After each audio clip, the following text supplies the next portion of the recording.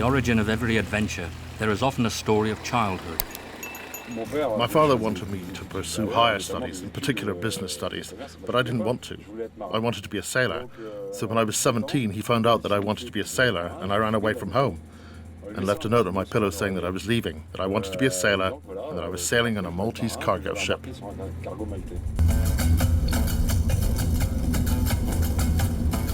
Charles Claden, one of Brittany's most respected sailors, tells the story of his life from the very beginnings of his adventures at sea. My father didn't get excited and said quite sensibly, "Okay, I realize that you want to be a sailor. If you like it and that's really what you want to do." So I said, "Yes, Dad. You can see there's no question of me going back to school. I want to go to sea right now." He said, "Listen, I'll make a deal with you. I'll agree, but in that case, I want you to become a captain." And captain is what Carlos became. And not just any captain, because he now commands the crew of an ocean tug, the most powerful on the French coast. It's the month of February, and it's 6 in the morning. A violent storm is heading towards Cape Brittany. The Abeille Bourbon, the Bourbon Bee, the barometer of the city of Brest, takes to the sea.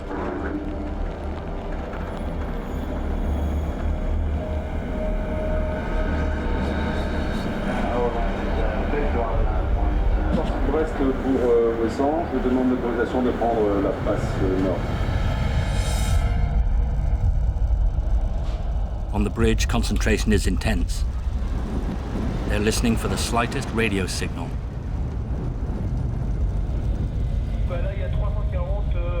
Well, now we've got 40, 42 knots blowing.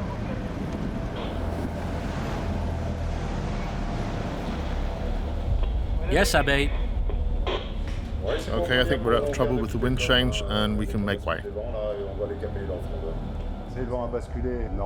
The wind has turned northwest, we've got 42 knots gusting to 54, and it's forecast to rise, so we're going to have to 70, 75-mile winds.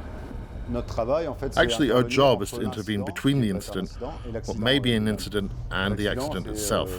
The accident is a ship that has structural damage, for example, something like that. We'll try to take it somewhere and see how we can limit the consequences of the accident. There we've just heard, okay, there are still people out, so that's why the maritime authorities keep us on weather watch here in Ushant. Nous maintient en alerte météo ici sur Ushant, quoi.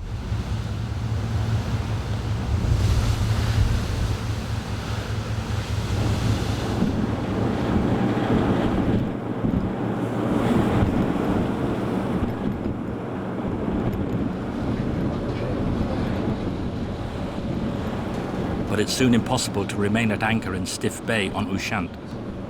The wind has turned, and we must avoid the risk of being driven onto the cliffs. The Abeille Bourbon has to be operational in case of an emergency, so she puts out to sea in the direction of the Ushant Fairway.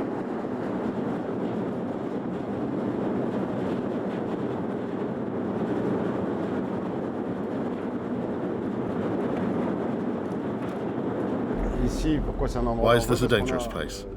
Because we have winds that are coming from the northwest, from the west onto Rouen, and we can see that these winds will drive the ships towards the coast, whatever the direction. That's why it's so dangerous. Plus, there's the effect of the current, a very strong current.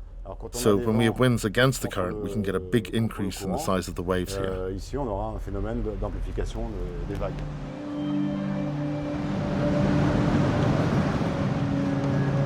Carlos talks about waves, but they look more like mountains of water.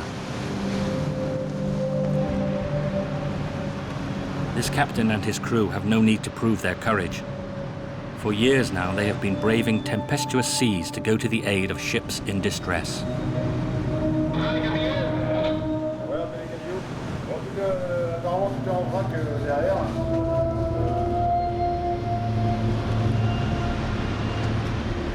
Usually it's Charles who takes the lead.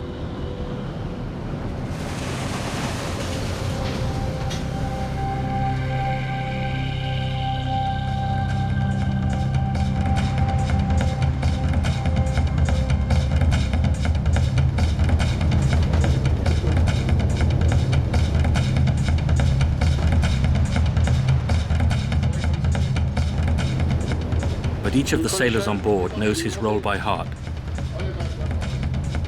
Jean-Romain, the ship's second officer, is one of the youngest recruits, but he's already experienced some memorable salvage operations.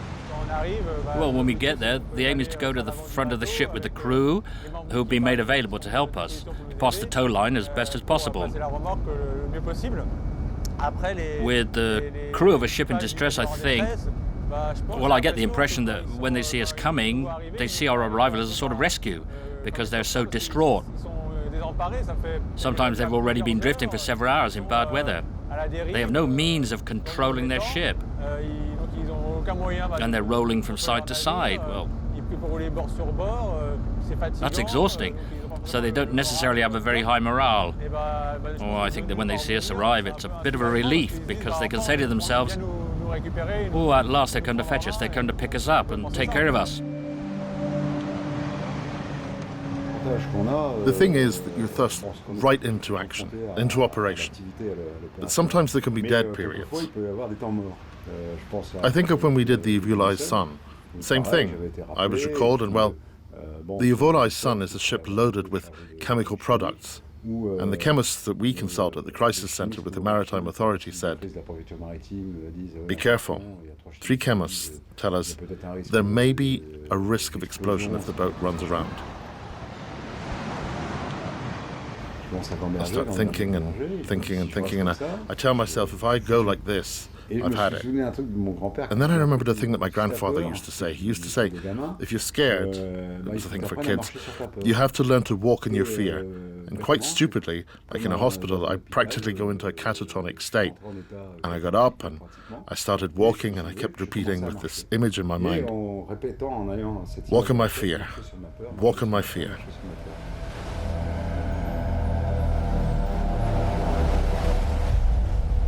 During an intervention on the open sea, there is also the attraction of the financial premium for the salvage of a freighter or a container ship.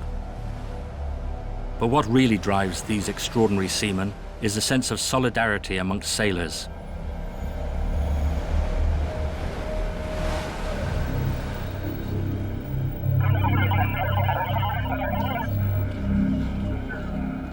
Behind the salvage of these ships lies a whole organization.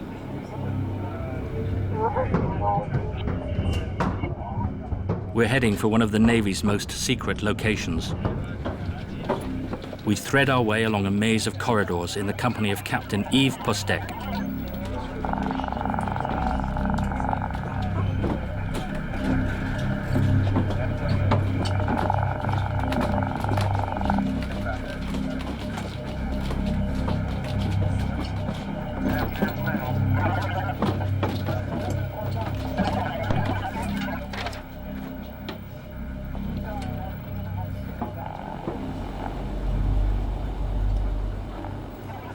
After several minutes' walk, we enter the COM, the nation's operational center.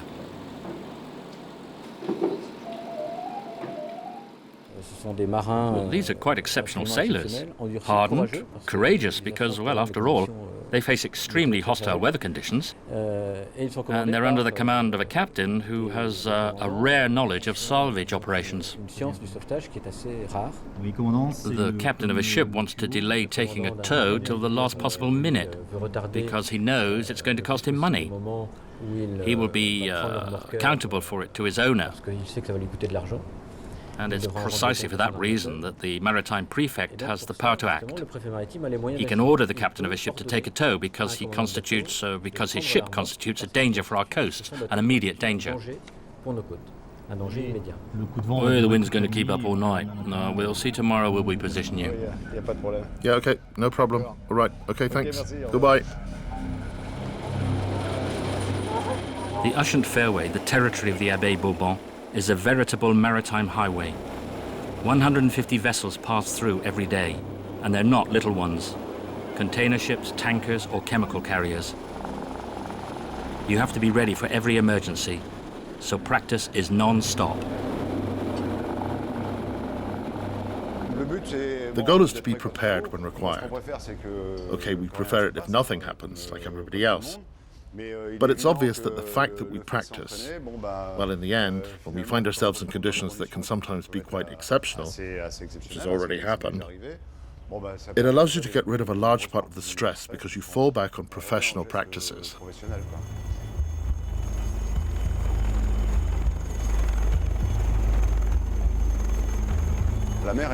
The sea is always stronger. You must always keep that in mind. This means that we, for example, we know how to smash the boat in half an hour. That's certain. So from the time we're going to intervene, the aim is always to find the limit, the acceptable risk so as not to lose time in the operation. To do things while, at the same time, avoiding sustaining any damage to ourselves that might compromise the operation as a whole.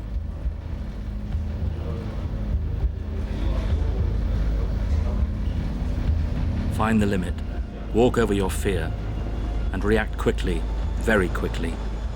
The salvagers on the Abeille Bourbon know that each scenario is different, and that at the end of the tow line, a number of lives are at stake.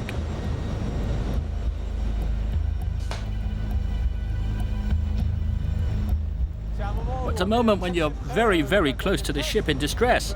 You may be, a dozen or 15 yards from its bulb. So it's not easy to aim either, because there's the wind. The ship's moving around. Well, sometimes the ship in distress is very high compared to us. Well, so all that makes aiming the rocket more difficult.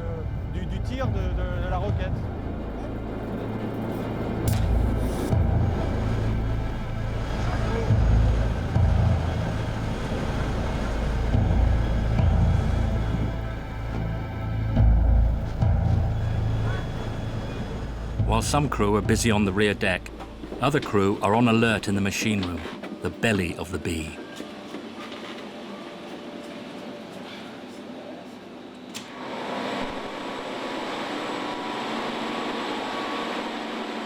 We're in the nerve center of the tug. The success of a salvage operation depends not only on the experience of the captain, but also on the power of its engines. During operations, the engineers are often under great pressure. Okay, bridge, the engines are ready. You can see the two screws that are used to drive us, but also to maneuver while towing. And above all, something you don't have on other ships, the two rear thrusters here. Two bow thrusters which are actually used to hold the ship in position while we take up the tow. It gives us... we have 1,200 horsepower on each thruster, so twice that at the front, 800 horsepower at the stern. And as far as holding the ship's position is concerned, close to the ship needing assistance, we have practically the best equipment for positioning.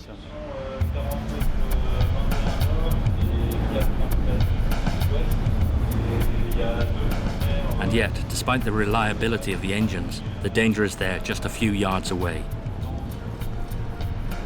It's January the 18th, 2007, and the Napoli, whose hull is split, is beginning to pitch and toss dangerously.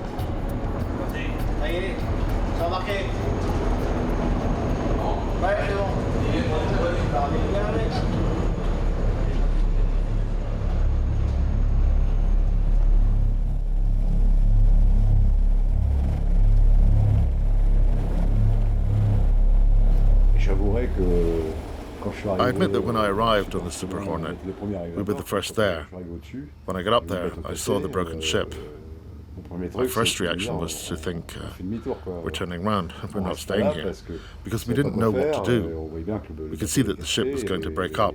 There was a storm blowing, so it was risky being on board.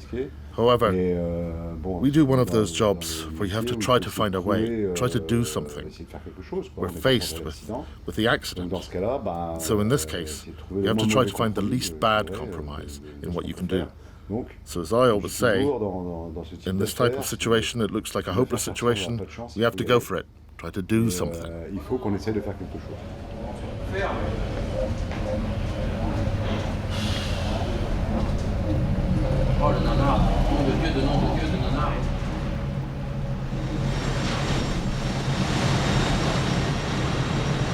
The tow cable finally snaps with the violent tugging and jerking.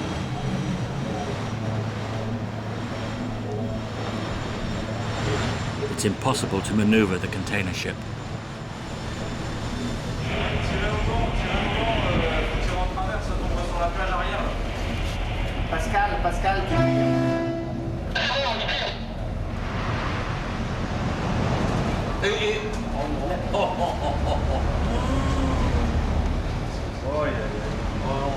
After drifting for several days, the Napoli finally ran aground on a beach in Cornwall, England.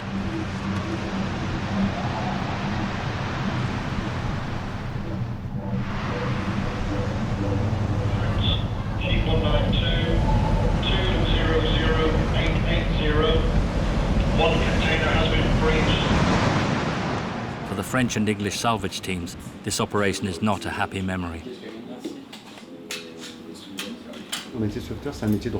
The profession of salvager is a ruminant profession. It's like cows.